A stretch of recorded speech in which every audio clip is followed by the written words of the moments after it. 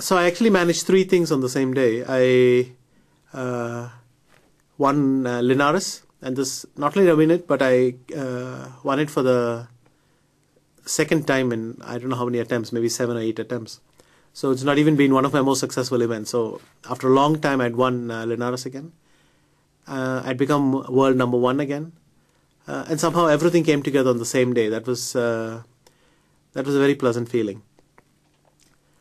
I'll show you the most important game from Linares. This was my win against Magnus Carlsen. E4, E5, Knight F3, Knight C6.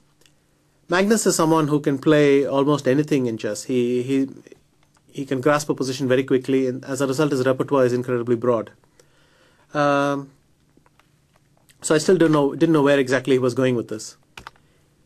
But B5, Bishop B3, D6. This didn't come as a surprise because the previous year in the Tal Memorial, for instance, he had played quite a few games here.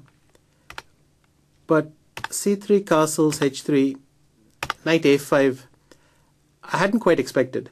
The good news is because there was a game between Leko and Mamedyarov there, I had looked at the line, and as a result, I had actually had at least one idea. So Bishop C2, C5, D4, Knight D7, and now D5. I had also done some preliminary work. I think after Knight B6, Knight BD2, I had checked the lines after F5 and decided that they were good for white. This is useful because unless you know all the sub-variations, it's difficult to enter in a line. But luckily I had checked this because of this game. G6, B4, takes, takes, Knight C4, takes, takes, Bishop B3. Mamedyarov, in fact, Leko actually went Bishop H6 against Mamedyarov. But as you'll see, I don't want to play this move yet. So I went Bishop B3 instead. He went Knight B6 because potentially the pawn could become loose here. If after Bishop D7 I take and go Queen C2, this pawn could become weak. Knight B6 he went back, Bishop E3, Bishop D7, Rook C1. In some cases I might even be able to go Rook C6 as an exchange sack, but basically the idea is just to play healthy natural moves. Black played Rook C8. Excuse me. His problem is F5 fails to Knight takes E5, of course. D5, D6 check, discover check, and sorry, that missed the mark. And he went Rook C8, Rook takes C8, Bishop takes C8, Queen C2, Bishop D7, Rook C1.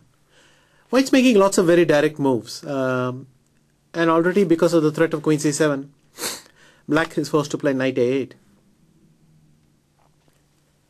But even so, having achieved all this, if though White is well ahead in development, if Black makes two moves, Queen B8 and Rook C8, then he'll begin to neutralize White's advantage. That's because the pawn structure is rather static.